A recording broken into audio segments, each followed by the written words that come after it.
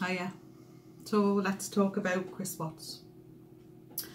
Before I start, if you haven't heard about the Chris Watts murders, the Watts family murders, then there's a warrantless arrest affidavit underneath the video that just gives a narrative.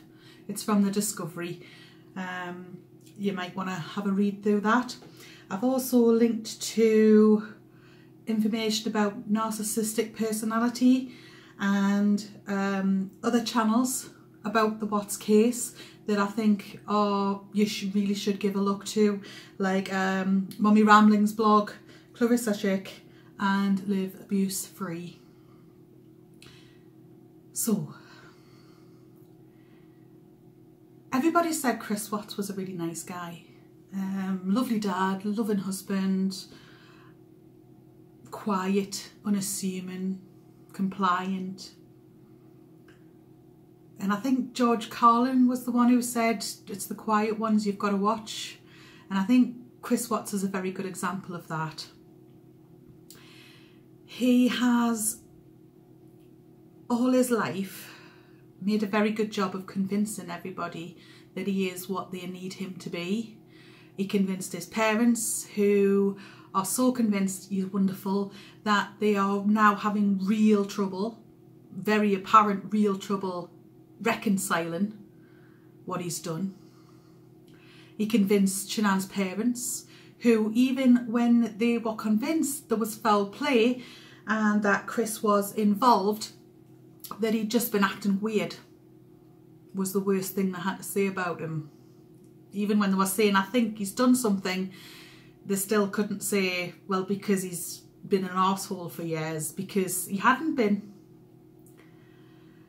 And you can see the sort of behaviour coming with the mistress as well. But so why do I think he planned the murders? Especially when the end of the murders and the tail end was so poor, so badly executed that he was so obviously guilty. He just fell right into a hole. Well, there is a reason, and I'm going to go through that with you now. It's primarily to do with his personality and who he is, and how for years he'd convinced everybody he was Mr. Nice Guy. Now, obviously, we know that's not the case, but how are his actions showing us that this wasn't something where, as many people have said, he just flew into a rage and strangled Shanann and killed the babies and in a fit of rage because they had an argument? I don't believe that, and I'm going to tell you why I don't believe that, what examples I've got to show that, and also what I think actually happened.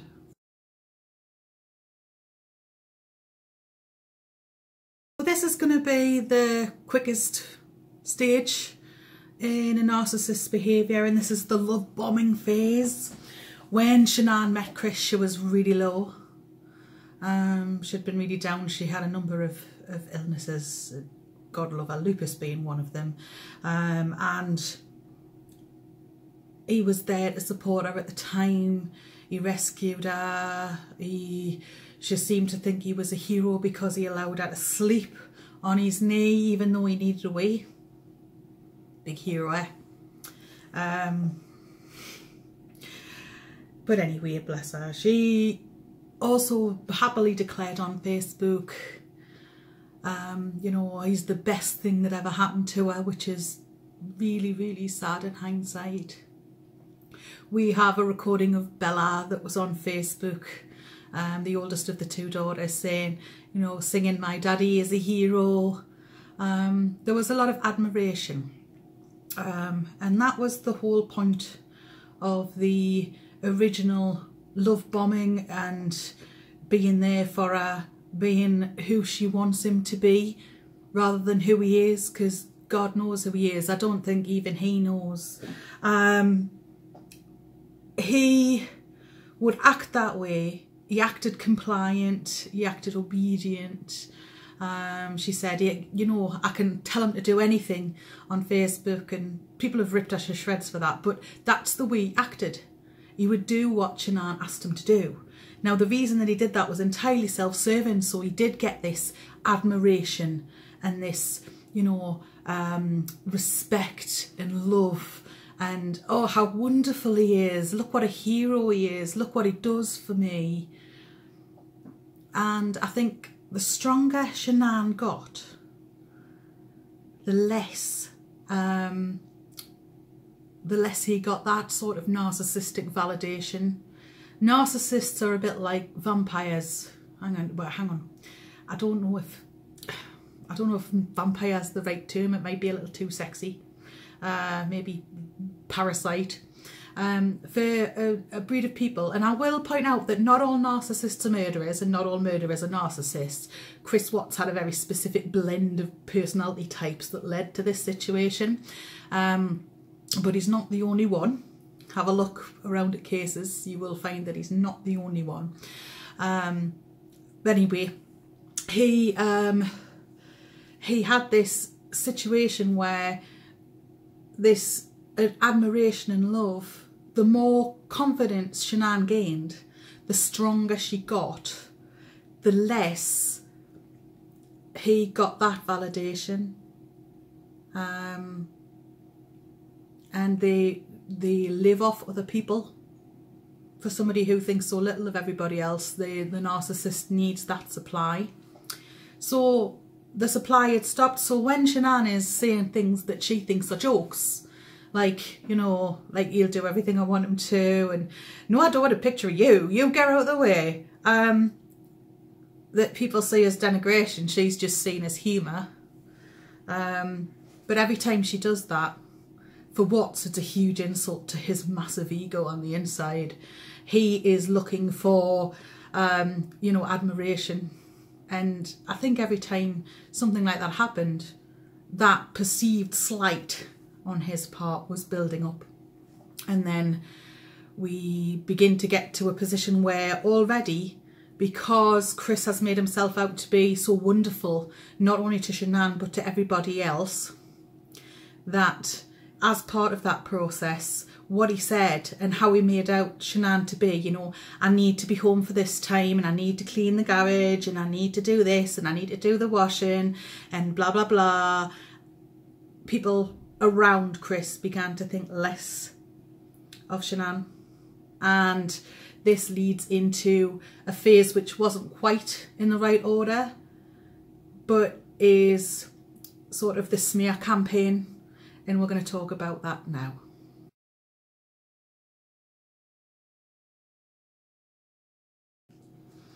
So, the supply that he got from Shanann, we've already established, was dwindling, so he moved on to another supply, which was NK. That's the mistress, for anybody who's not familiar with the Watts case jargon. So now begins a systematic devaluation of Shanann and the children. The children were often very clingy for mum. This crops up quite frequently in the discovery. Ronnie mentions that Chris was more snitty with the children than normal, and that he felt maybe that he resented that they were so clingy for the mum, and they would ask for mum all the time. Bella couldn't sleep, got up and even asked the babysitter, you know, where mummy was. And I think because of that, they became part of mum, and they were all part of one big inconvenience, and they didn't love and admire him like they should have done. They admired her, so they were all lumped into the same basket, as it were. So we have the beginning of a different behaviour from Chris, which was also noted by Shanann's parents when he visited, where he's ignoring her. He's stonewalling. She's asking him questions. He's ignoring her. He's ignoring her face to face. He's ignoring her text messages and calls. He didn't respond as usual. So this is a bit crazy making. It's described as total left field. by Shanann and her friends. It's you know, he's never behaved this way. They've never had a crossword. He sends her this bizarre picture of a doll with a twisted mat over its face, which I think he knew what that meant, and I think he got a bit of a kick out of it. Jameson, Chris Watts' friend, says that his family, which I think has got Chris family mixture, you know, of Shanann was conniving, shady, but admits twice within his interview with the police that he's never seen anything like that from her himself. It's always been what they've told him, the Watts family and Chris. So, and we also have the, you know, he wasn't checking on Shanann when she was poorly. She was up vomiting all night and he never checked on her. However, there's one of the reasons I think that this was planned, and one of the strongest reasons I think this was planned, is on the 10th of August, 3 days before she died, she said that she'd had the best talk ever with Chris. And he had agreed to read this book called Hold Me Tight, which Shanann had ordered from Amazon and had delivered to Chris, and she was reading it when she was away with her friends. So to her, it looked like there was going to be some progress and some promise there. Now, over the time she was away before she returned to her death, she was very poorly, very strung out, distraught that she was losing her marriage. Chris had said he wasn't going to go to counselling because he didn't want to sit on some couch with some man and just repeat what he'd said to her. He also spent $60 out for dinner with the mistress on the credit card, which is something he would never have done before, so she could see the payment. Let's just assume that we know that she could see the payment and he knew that as well. And I think all of this was a systematic process of breaking Shanann down. He knew what our weaknesses were. He'd chosen not to press those buttons as a consequence as time went by, because he was getting the narcissistic validation from her. And as soon as he didn't, as soon as he was done with her, this is what he did. He began to break her down. And the reason that he did this is A, because it's part of a narcissist pattern, and B, because it was going to enable him to do what he needed to do later.